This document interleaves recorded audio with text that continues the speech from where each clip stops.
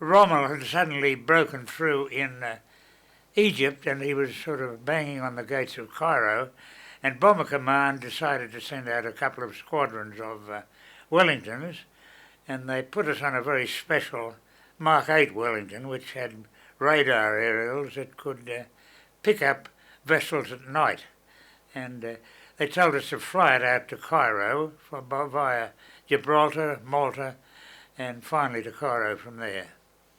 And we followed the army up as far as Tobruk, and suddenly we got a call to proceed along with ground crew to Halfway House. No one knew where that was, and they had to send a signal back, and that was Malta. That was the naval name for it. It was exactly, I think, halfway between Gibraltar and Cairo.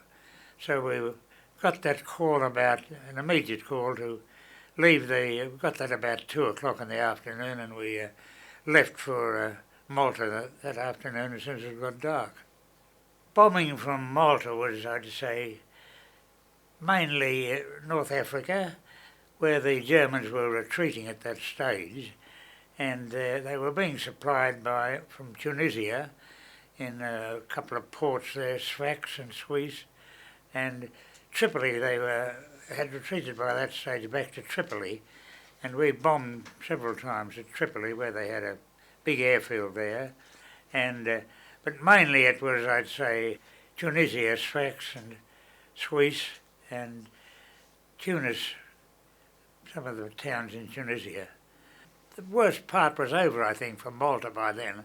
They had fighter superiority, and raids weren't that severe then.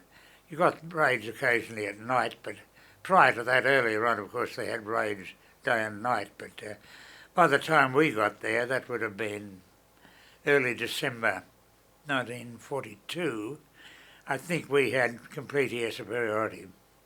Life in the Air Force was all a matter of luck, just where you were posted, and we were very lucky to be posted out to the Middle East, I'd say, because our losses were very, very light as compared with Europe.